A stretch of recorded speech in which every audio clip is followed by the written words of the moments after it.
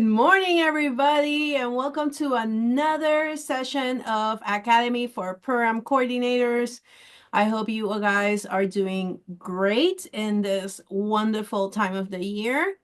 A few housekeeping notes. I will be continually sharing the attendance form and the evaluation form throughout the session this morning. Also, um, next month we will have a tag me presentation during Academy. Unfortunately, this session will not be recorded. So if you are able to, please join us. Like I said, it's not going to be recorded, so no recording for January, unfortunately. And then we will have our next session after that in February about QISA for program coordinators. Um, in other news, we do have the call for abstracts. I'm gonna pull a new announcement. We are extending the date for poster presentations for our conference in May. So if you're interested, a new date for abstracts being due will come out in the next few days. And then obviously our registration for the conference is open. Please take advantage of this great opportunity. Early bird pricing is available until February 28th. And then after that, it will go up $50 for each tier of registration. If you have any questions, please don't hesitate to contact either myself, Nicole, or Kimberly via the Academy email. We are more than happy to answer any questions. Unfortunately, no, the conference is not virtual. This is our first conference that we're gonna do in person here in Fort Worth. So we're really excited about it. And obviously, this is the time of year to wish you all Merry Christmas, Happy Holidays, and all of that. I am so grateful that I get to share this time with all of you, with the community. We are a big, happy family here. Remember, this is your safe space. This is created for all of you in mind. And with that, um, kicking off our first session in December ever because we never had one. Let me introduce you to, let me stop my screen share, to Alicia Powell. Alicia will be talking to us about AQ and sleep hygiene. And I don't know about you, but I'm really interested in this topic. So, Alicia, the floor is all Okay, all yours. right. Thank you. All right, good morning, good morning. And I'm sending a lot of love from Philly. I am a Philly girl. So hopefully one day I'll be able to meet some of you at the conference, or I'll be able to come and visit Texas and get some barbecue. So I hope everyone is good. And I hope to, just empower and share some tips today. And I do have about 40 slides, so I'm just going to dive on in. And I did invite some of my colleagues from Penn Medicine as well. So thank you. I believe your time is valuable. Allow me to share my presentation. And we're going to dive right on in. Let me put it in presentation mode. Okay. Can you all see my screen? Yes. Okay, all right, great. Okay, so welcome. My name's Alicia Powell, and my story, I celebrated 18 years at Penn Medicine, starting in emergency medicine, then transitioned to oral surgery. Now I'm in gastroenterology as the fellowship coordinator. I was a foster parent in 2018, which inspired me to learn about resilience and gratitude. I learned a lot from my foster daughter, and I'm still learning. I'm now married with stepkids, so I'm learning learning how to model this level of resilience and gratitude. Graduated from organizational dynamics at Penn, um, and I coupled that interest with, how do you truly empower each other? How do you really have this wellness? And how do we make our jobs a little bit more meaningful? And how do we work smarter, not harder? And one thing about me, I care a lot and sometimes a little too much. But to quote Teddy Roosevelt, nobody cares how much you know until they know how much you care. So that's just my guiding principle in life. So I hope I'm able to help or give one of you some tools today to increase your toolkit. So my goals again is how do you all manage stress or sleep during busy orientation season, interview season, a site visit? Like how do you manage your stress? Hopefully learning about EQ, emotional intelligence, and applying some sleep hygiene techniques. Hopefully this will better equip you as the program administrator coordinator, increase your toolkit.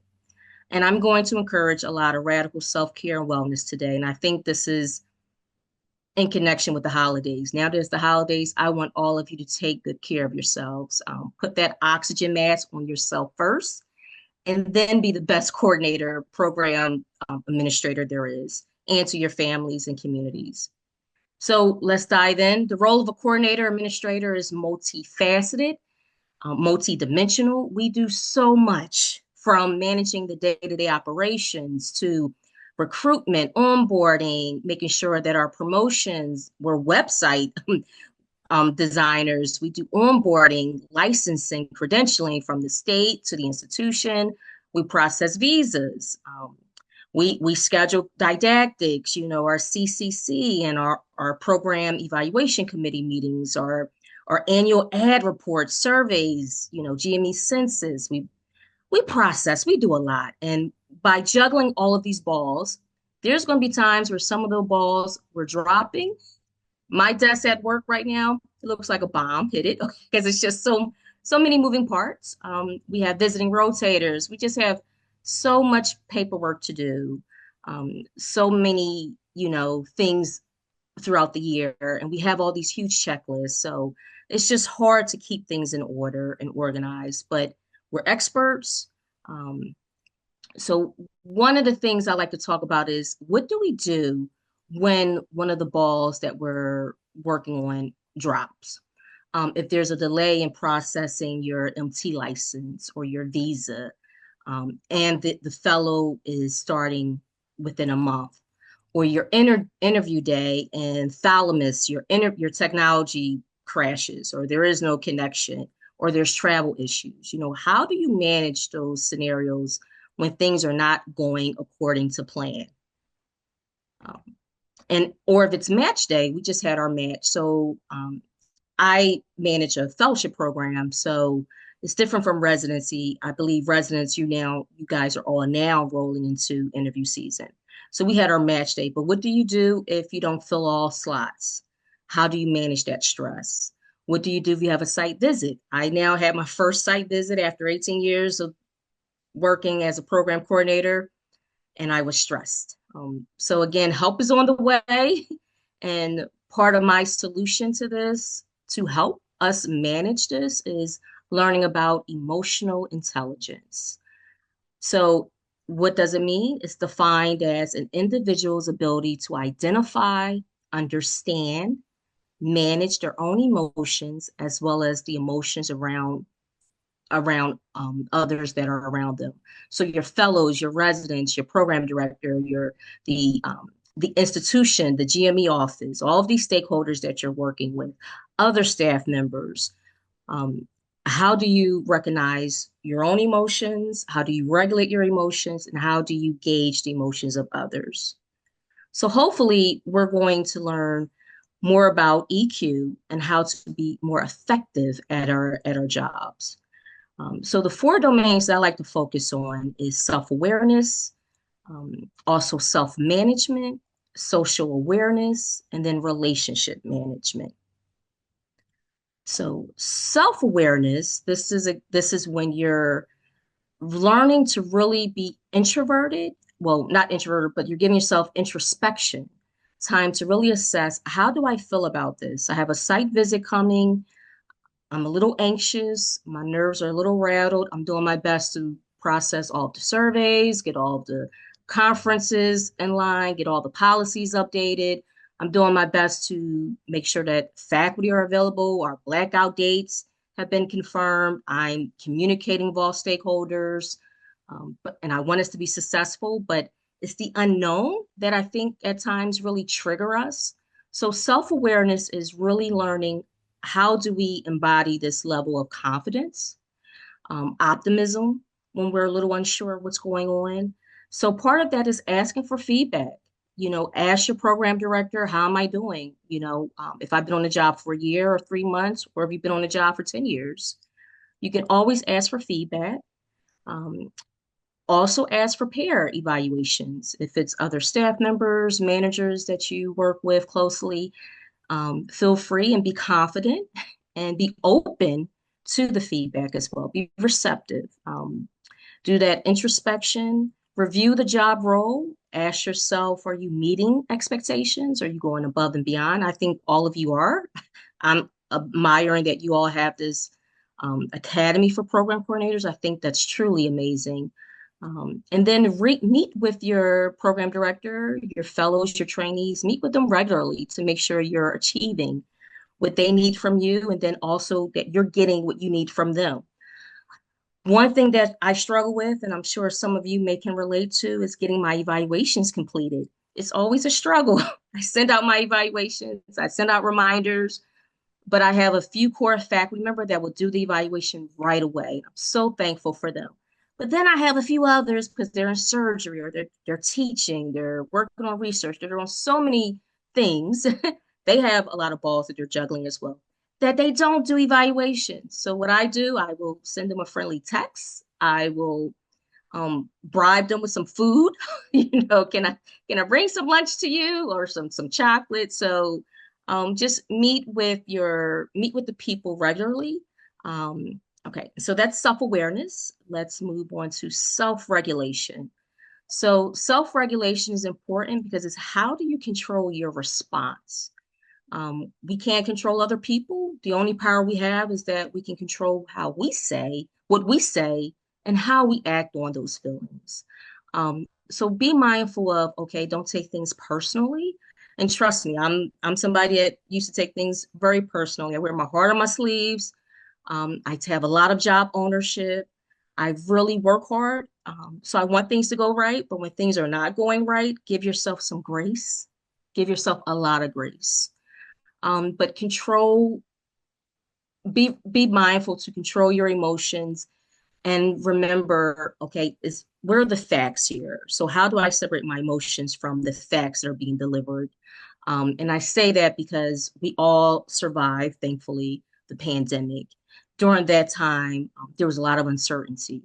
So there were times during that where there was a lot of, trying to create a stable environment when everything was unstable. So just controlling your emotions. One thing, a phrase I like from a former professor, Charlene Russo, she would say there's power in the pause. So take time to pause, regain your composure, breathe in, breathe out. Make sure you go out for a lunch break, a 5-minute walk if you need to, but there's power in the pause. And I had to apply this when we got notice that we were going to have a site visit this year. I initially forgot all about this emotional intelligence that I'm teaching, that I've been really a fan of for years. And initially, when I heard about the site visit, my anxiety went up, and I was like, oh my gosh, what is everything I need to do? And I just had to remember myself, okay, power in the pause. Let me apply all this stuff that I preach. Let me practice it. So in that moment, that's when you manage your emotions. Don't let your emotions manage you, and do not catastrophize. Do not jump to the extreme emotion or the extreme scenario. What can go wrong? Please do your due diligence and justice for yourself with saying, okay, this is the facts. I'm going to we're having our site visit. Um, I'm going to do my best to prepare. We're going to have a great site visit. Who are people in my institution that already had a site visit? Let me partner with them. Let me learn as much as I can from them. And that's exactly what I did. I have an amazing colleagues that we celebrate each other. If it's a birthday or if someone is retiring, we go out and we have like happy hours with them. But it's connecting and utilizing your network so you can build the confidence and the information knowledge to be this amazing program coordinator administrator. But self-regulation, and then empathy. This is my favorite emotional intelligence core, is empathy, truly having social awareness and understanding others that may not look like you, have the same background as you, maybe a different gender, um, different ethnicity, etc. But truly taking time to understand other people. And this helps with connecting with our trainees. um, this has allowed me to really forge close relationships with my fellows, is really asking them, especially my fellows that move from another state. I'm recognizing that they may be homesick. Their first year is a little brutal because it's all clinic. They have like 30 weeks of surgery time or inpatient time. So the consult, so the first year is always a little hard for my fellows, and then the second and third year, they're great. They're doing research. They have a lot more flexibility in their schedule. But empathy allows me to connect with my trainees as well as make amazing friends with other coordinators. It also improves your communication and listening skills. And I'm learning this in marriage. Okay, just a little secret, a little tip, but really learning how to listen better and listen well to others. Building trust and just showing that you're being supportive. So empathy again is part of that emotional intelligence and really honing in and taking it to the next level. I like this picture because it's showing that they're hugging. We're going to hug it out. Okay. So we're going to work it on. We're going to work it out and hug it out. And it helps with conflict resolution. Oh, speaking of that, now relationship management. So we build from self-awareness, self-regulation, self-management, empathy, now relationship management. So how does this all connect? It's forging those positive connections with coordinators, administrators, trainees. Encourage program administrators to seek a mentor early or a trusted buddy. It helps with team building. I mentioned this a second ago, but we celebrate, you guys, you all may do this as well, but we celebrate different milestones with our administrators. If someone is retiring, we like to honor them. And we also have yearly GME awards where we will honor a coordinator who has gone above and beyond. So I'm glad that we're doing our best to institute and model after this emotional intelligence. But these are just some techniques that we utilize. And if you guys are already doing it, wonderful, great, keep at it. If you're not doing it, perhaps you can consider adding a GME award, coordinators award, maybe honor two or three people a year, one representing diversity, another one with innovative ideas or the best technology expert. So, so just to tie it all in, emotional intelligence, again, is critical aspect of construction and regulation of thoughts and feelings. It was first, defined by Doctors Solovoy and Myers, and it became popular by Dr. Daniel Goleman. So I encourage all of you to please read on emotional intelligence. Please apply this to help regulate your levels of stress because what we do so much wonderful things, but it's stressful. It's stressful trying to work with the state to get licenses approved, visas approved, make sure that our fellows can start effective July 1st or wherever that start date is, making sure that their benefits start on that day, that they get paid starting, that they have access to pen chart or whatever that electronic patient database is in Texas. You want to make sure their cell phones are working. One issue that we had this year, um, one vendor that we use for ordering our lab coats for our fellows, I received half of my coats and I didn't receive the other half. So I was doing my best to juggle that and figure out, okay, what are some solutions? How do I contact the company to get these coats? And I did, and the coats were on back order. So let me go with another company. So just being able to be flexible and agile, control your emotions, connecting with others, really giving yourself grace to do the best that you can, and then own it and build my success comes from building my network with other coordinators. I can't emphasize that enough. Um, so one thing that I learned over the years is this term of water logic. This is when you are able to organically flow with people and pivot and be agile. And I'm sure all of us have this water logic. We survived the pandemic. My institution this year, we just unionized our trainees, our residents and fellows are now under a union contract. So we're learning a lot of things at once. We're learning as well as with the trainees, what does this union mean? How do we implement all these new rules? In addition to the ACGME rules. So we have all these different stakeholders. We have the union, we have the ACGME, and then we have our own institutional Penn Medicine rules that we have to master, know, and different policies to uphold. So I'm really incorporating this water logic, how to just be, how to go with the flow, and just how to be positive through all of the changes. And it's hard, but it's really framing and training yourself to think positive, learn, and build with your network. Another part that I want to encourage that is truly important is sleep hygiene. Sleep hygiene is a fancy way of saying, what are your sleep habits? Um, Good sleep increases your immune function, your hormone regulation, clearing toxins from your brain, mood regulation. I actually gave a talk to my fellows earlier this year on building better sleep hygiene practices for them. And I realized that on average, my fellows only receive 5 hours of sleep a night. That's not good. So maybe you can ask your trainees, how much sleep are you getting? So not just for you, I want you all to get more sleep, but also think about, how can I help my trainees get better sleep? So this is just, this is not my trainees, but I'm sure this is them on some days. But what is a thief for sleep? What are sleep stillers? So it's your iPad, your iPhone, that blue light, that suppresses the melatonin to help you relax. So try to avoid electronics 1 hour prior to going to bed. Do your best. I know for me, one of my triggers is I cannot watch the news at night because I would just be a little crazy, a little on edge, especially if the news is negative. So I avoid the news, unless it's Golden Girls. I like the Golden Girls and I love Dorothy and Blanche. The Golden Girls, I'll watch that at night to calm down and then I'll get ready for bed. But try to avoid anything with a blue light.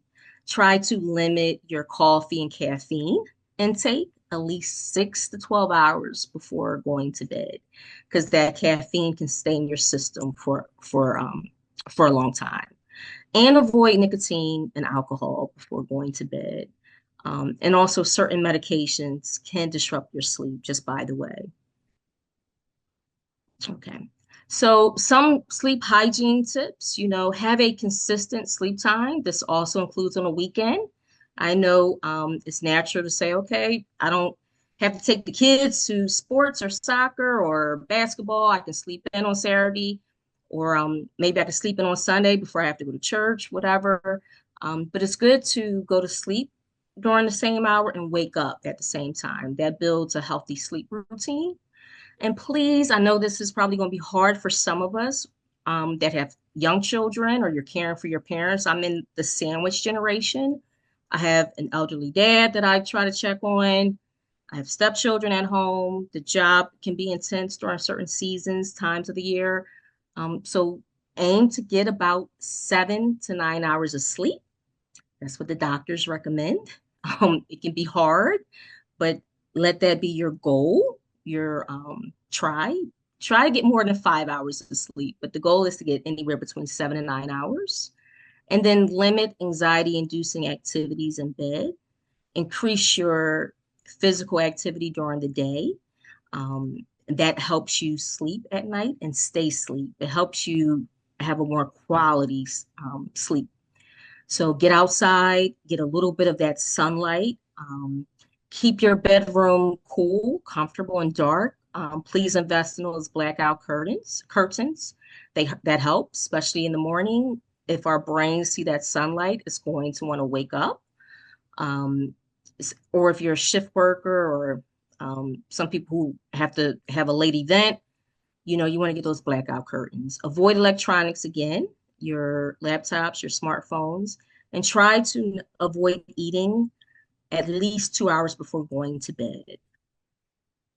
Also, try your best, again, can't reiterate this enough, relax before going to bed by and reading a book.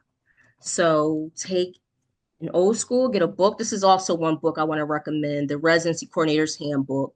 This book is essential, but reading before you go to bed relaxes you. So pick up an old school book, turn the pages. That helps relax you to go to bed or listen to soft music. Don't read on your iPad. Um, I encourage everyone, perhaps you need to take a hot shower, bath. That can also cool down your core body temperature at night. And if you are in bed and you can't get to sleep after the first 20 minutes, it's recommended that you go to a quiet place in the room, read a book, or do something relaxing. But don't stay in bed. Um, so just go to another part of the house. And then once your body relaxed, then go back to bed. Okay. These are the different levels of sleep. Um, I'm not a sleep expert. I'm not a sleep doctor, but I am learning about the different stages. So the goal is for you to have this N N3, this third stage of sleep, and also this REM stage of sleep. That is deep qualitative sleep. So just want to show this sleep cycle. Most of us get to this N2 stage, which is light sleeping, but our goal each evening is to make sure that we get to this N3 stage, that deep qualitative sleep, where it's difficult to wake up. And then we go through the sleep cycle throughout the whole course of the evening. Please, definitely, I encourage everyone to talk to your doctor first. I'm not a sleep doctor, but one thing I have heard is melatonin is good for sleep if you're having some difficulty. Just wanted to put that. It's non-drug. It's a non-drug supplement. This helps with just relaxing people.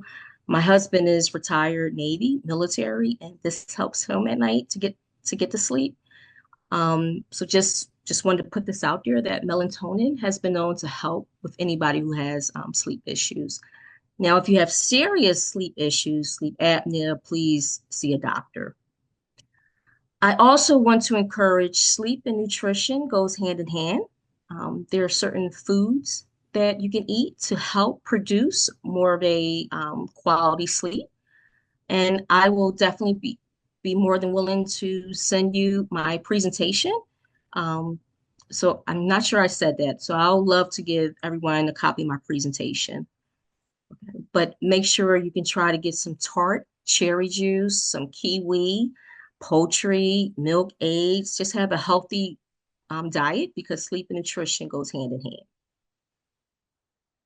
You want to avoid the high fats and sodium, and I have to avoid sometimes going to Starbucks. I love some of their sugary drinks, but that's not good for us. Okay. I also want to just encourage everyone to look at the rules that ACGME institute regarding fatigue mitigation. So, not just getting sleep, good quality sleep for yourself, but also being aware and mindful of how are my trainees sleeping? Do they know this information? So, feel free to communicate what the rules are to your trainees. Let them know that they need good restorative quality sleep as well, in addition to you guys.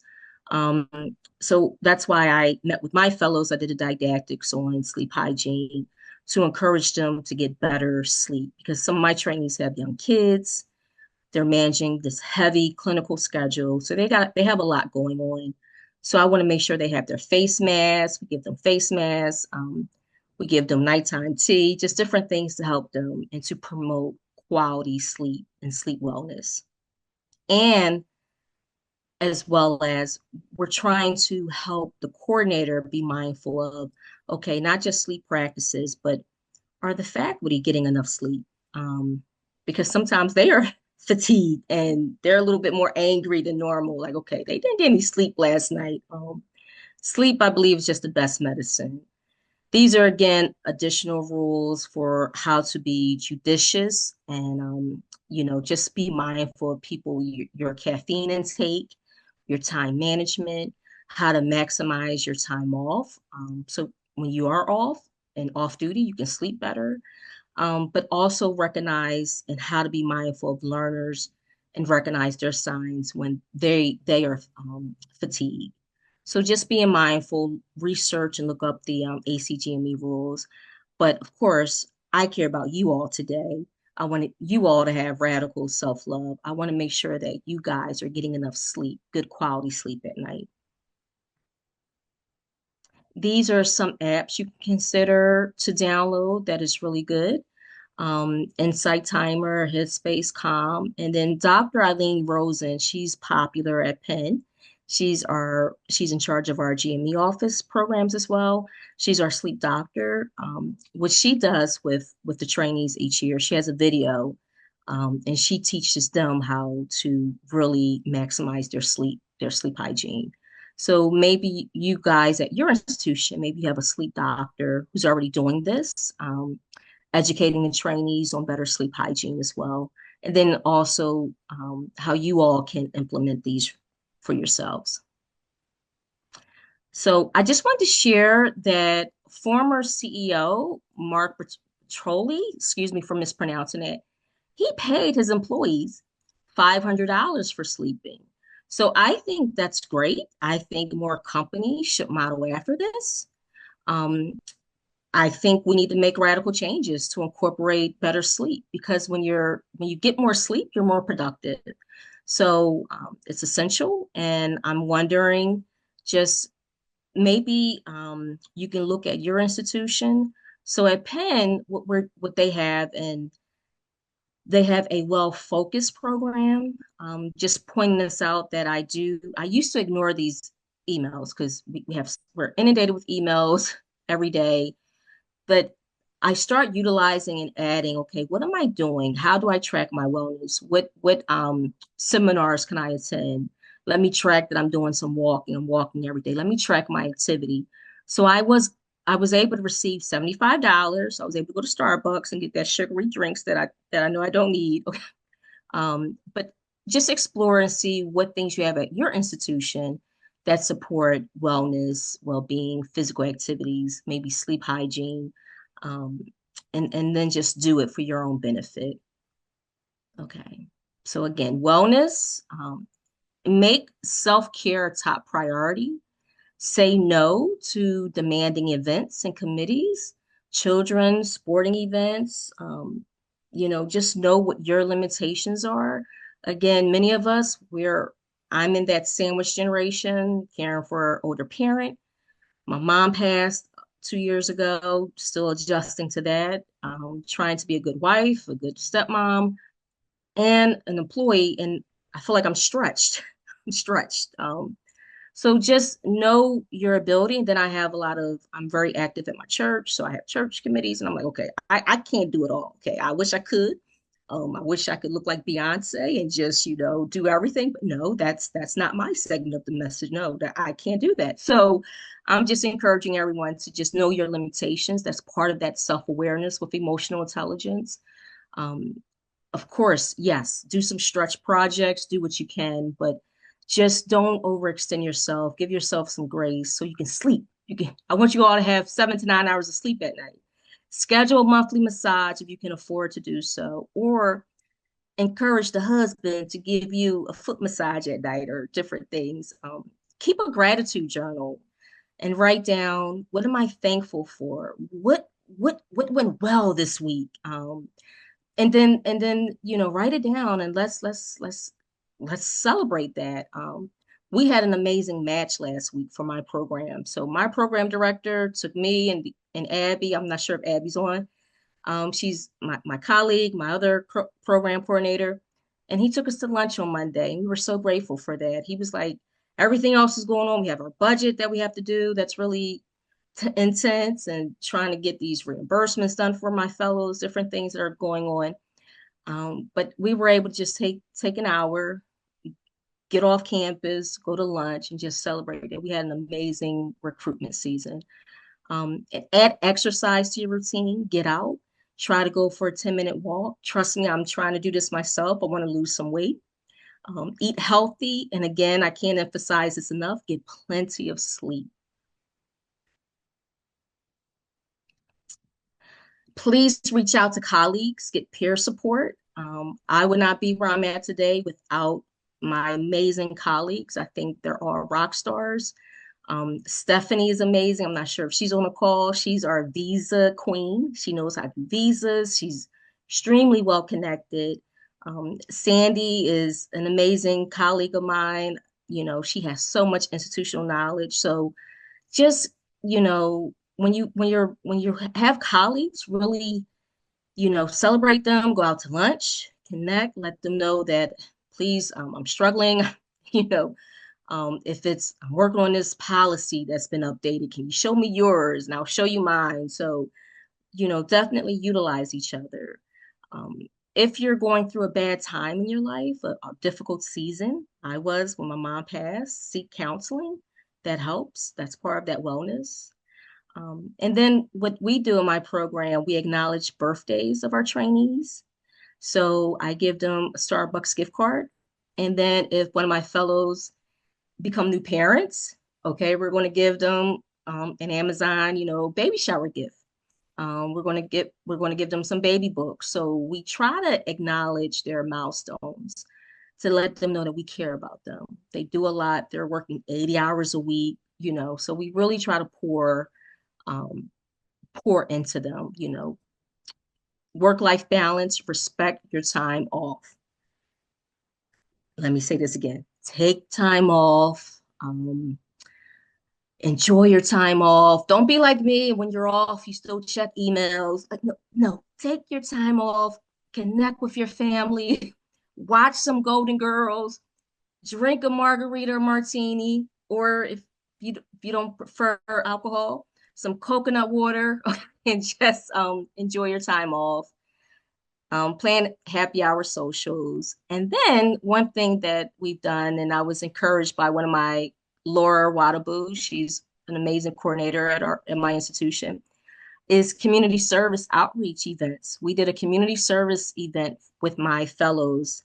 And here are some pictures. This is the woman in the front with the braids. That's Dr. Pickett Blankley. She's known as the GI Nutrition Queen.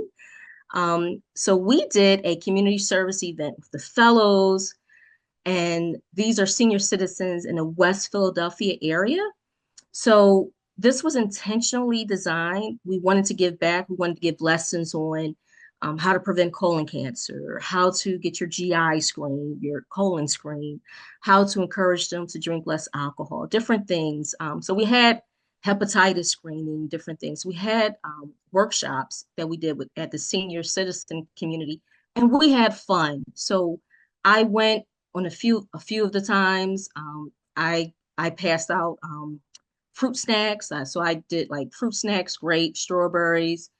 And then we also danced with the seniors at the end to do a workout. So this was truly meaningful. It was fun.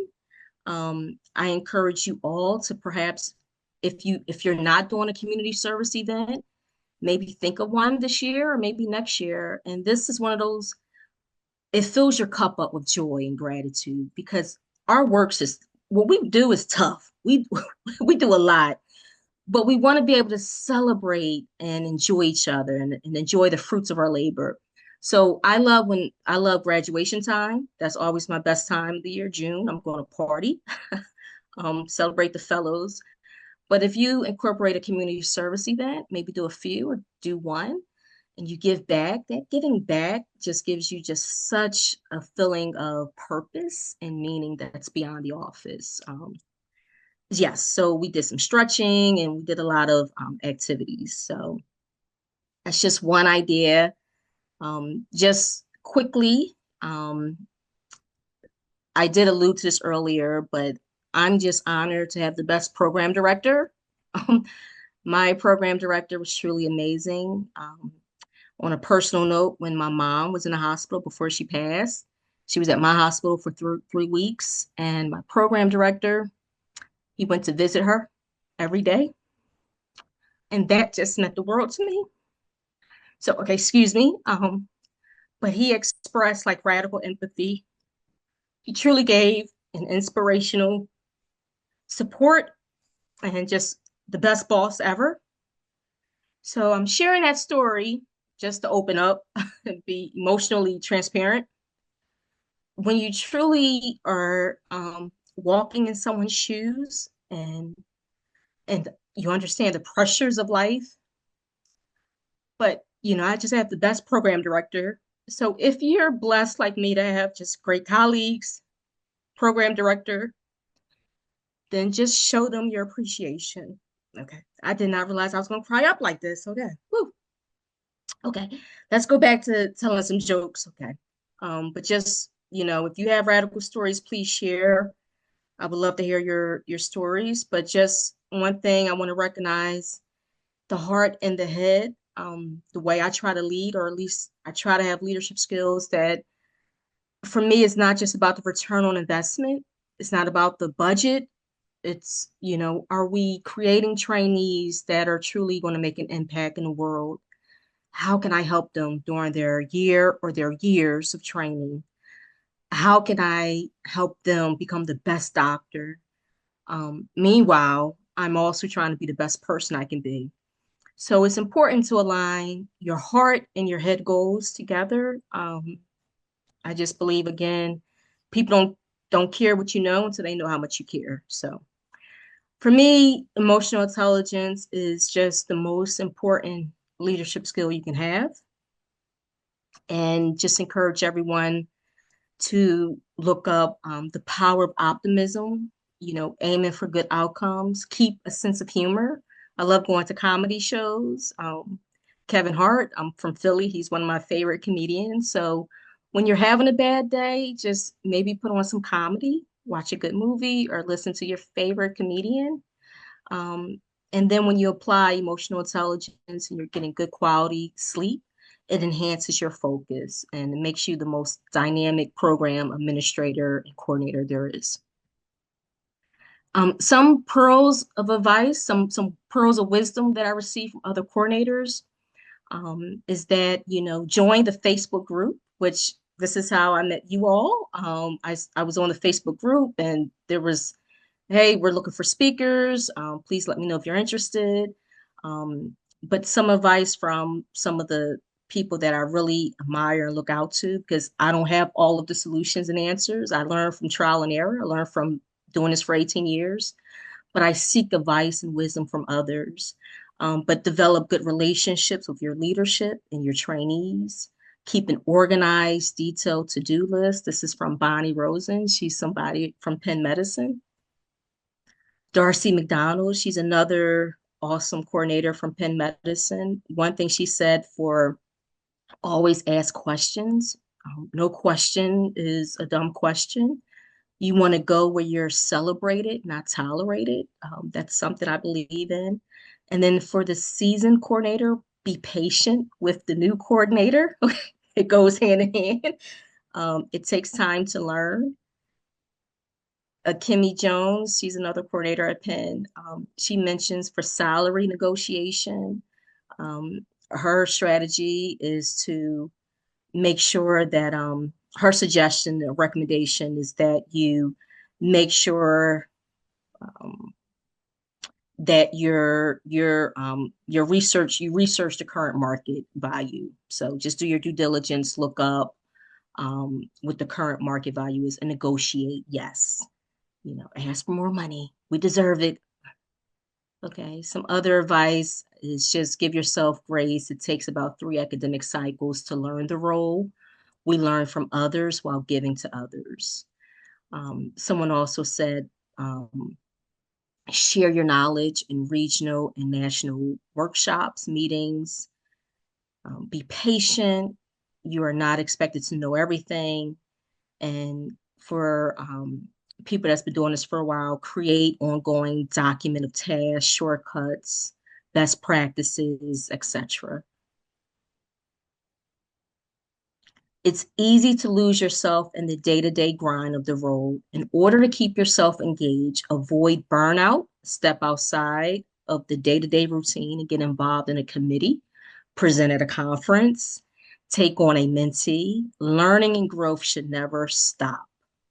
So live, learn, and give ourselves some grace. So these are just some roadmap tips for success.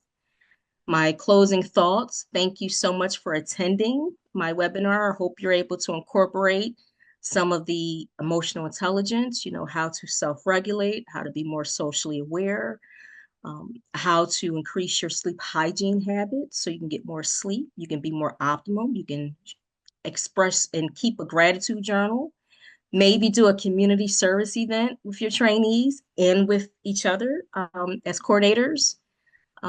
So I also want to just say thank you again, and I hope somebody was able to gain one tool or just one thing they can add to their toolkit. And just want to wish everyone a wonderful, happy holiday season. These are some of my references. I think these books are amazing. I read them, especially the Baptist Healthcare Journey to Excellence. That was a great book. I recommend these books. And then the book of Sleep, Sleep Better, Why We Sleep, Emotional Intelligence, and then just some of my resources. So that is all. I also want to share again, this book is a great book, The Residency Coordinator Handbook. So if you don't already have that, please add that to your book collection. Okay, I see Alicia, some. thank you Yes. so much. This has Oh, been you're welcome. amazing. Any questions for Alicia at this point? We still have some time. And I'm sorry I couldn't read the chat, but just feel free to just ask away.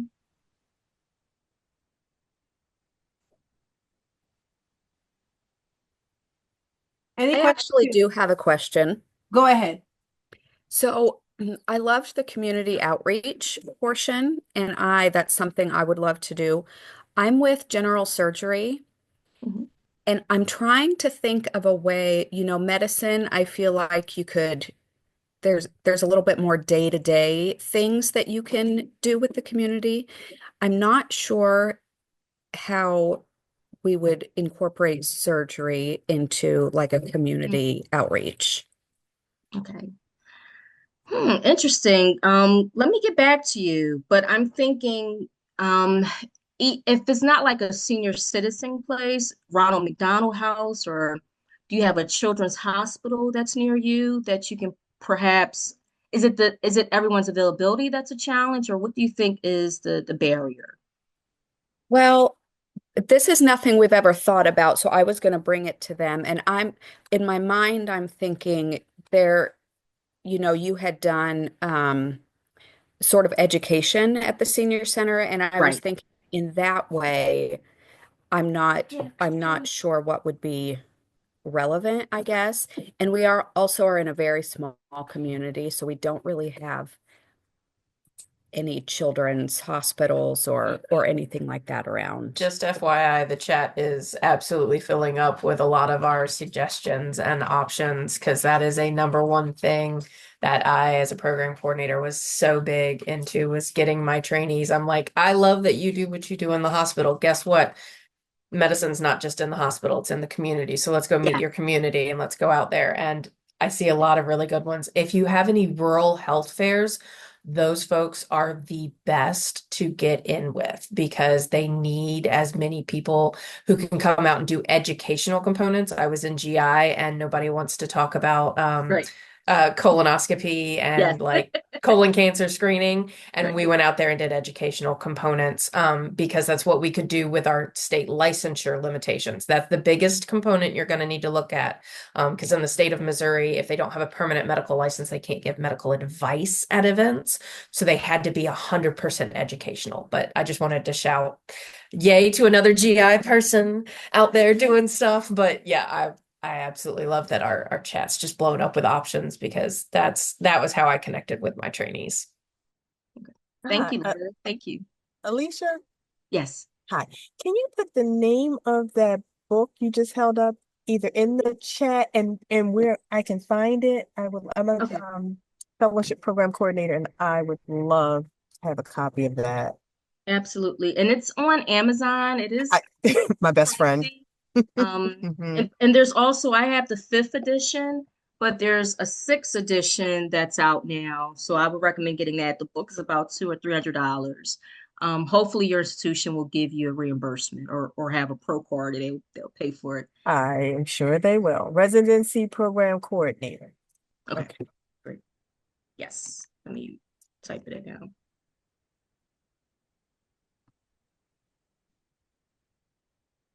I literally just looked it up. It's 329, the sixth edition. Oh wow. Thanks. I was gonna say, I also I was like, hey, Pro Card, I got one of those now, but I work in the GME office. And I used that as our template for at my last institution for building how I trained a new coordinator. But I obviously it wasn't fiscally sustainable, but we got our GME office to buy 5 copies that we could loan out to programs when they would get a new coordinator or if somebody just needed it for a reference piece. That way we could make our dollars stretch a little farther. Mm-hmm. But if you have CME monies anywhere in your department, then that's a good place to get them to go because it looks like it looks like Alicia's got it like tabbed and dog-eared and everything anywhere and everywhere. Yes. So I'm just trying to read the chat, and somebody's from West Philly, so hello. Yes. Hi, that's me, Valerie Brown, and thank you for posting the Eagles. Yes. I don't want to step on any Cowboy fans, okay? I want us to have a loving, supportive environment, but Well, yes. go Eagles. Thank Yes. you. Okay. Somebody asked about any examples how they can use the apps listed to improve sleep and turn them on with a timer while going to sleep. Because this person likes to have to listen, he likes to listen podcasts before going to sleep. So what was the question about the timer? Yeah. Timer and apps, and how to set them up, if you have any examples. Okay. I'm sorry, I do not. I'm sorry, I do not. So If you have Alexa, you can always set something up with Alexa and she can play like some soothing and you can set a timer on that. okay. So, yeah. Okay. And someone just also added the Better Sleep app is amazing. It has sounds and timers. Thank you, Debbie. There's also all sorts of sleep things on Alexa where you can play box fan and all of those white noise apps. It even has a brown noise that's like a combination of white noise and brown noise. Sorry, there's like a bunch of announcements going on in the hospital, but it's got a bunch of white noise and brown noise things. It also will have there's the thing that I love for Alexa that if you have a hard time waking up, I think it's called the Morning Glory thing on your Alexa that will slowly have your lights, if you have the light bulbs, it'll slowly turn them on before your alarm is set to go off.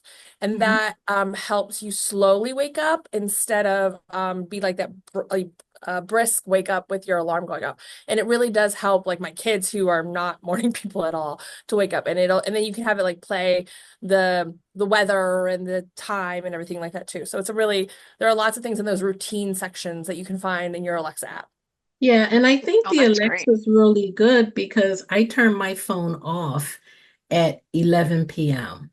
So, I just can't do the phone throughout the night. So, the Alexa thing is good. Thank you, Cynthia. Yeah, I, No, I not a actually problem. have an alarm set. You can set an alarm on your phone. Like I turn off not my phone calls or messages. Usually people don't call me at night, but anything like any notifications, I turn them all off like from 10 to 6 in the morning. I don't want to Yeah. receive You can set the anything. do not disturb, and also if you set Right. your phone like to set it upside down, I have an Android, so I don't know if iPhone does this, but if you set it to if you turn it like face down, it'll set all that to go off except for like any emergency people you set, so that it won't go off any of those notifications or anything except for emergency people like my mom. And so it won't ring at all any notifications or anything unless it's that emergency person if it's face down. You're well. Oh, nice. Well, I'm learning. I'm learning. So thank you. I loved your presentation because I'm big on like emotional sleep habits because I have, no matter what time I go to sleep, I will wake up at 6 a.m. My brain is just like set to do that. So Yes. I have to go to bed at a certain time, or else it doesn't matter if I go to bed at 2 a.m. or, 11, I'll be up at 6. So I have to like get to bed and have these emotional sleep habits, like, like sleep habits and emotional habits, or else I don't get any sleep. Well, thank you, Cynthia. Thank you all. I am loving the chat. I'm gonna be honest with you guys. I am loving the chat. I didn't know Pandora had a spa radio station, so it's very interesting to read that. Any other questions, comments before we jump off?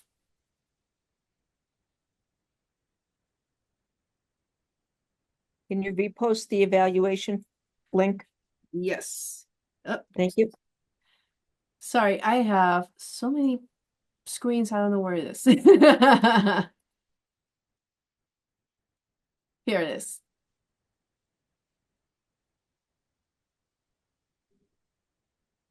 All right. Thank you, Laura. Spend some of your holiday time looking for ways to take care of yourself. Yes. Yes. Where's with wisdom? This is a great way to end the year with the Yes. presentation. Yes. All right, everybody. So if no other questions, no other comments, we are closing here for the 24 year. Thank you so much. I will post the recording on Facebook, LinkedIn, email in during today, tomorrow. Evaluation will be open until next Thursday. Happy holidays. Happy holidays. I'm sending everyone a hug from Philly. So stay well and stay blessed. Thank you, everyone. Feliz Navidad, Próspero Año Nuevo, Happy New Year, everything. And we'll see you back in January. So have a blessed time. Bye, guys. Thank you. Yeah.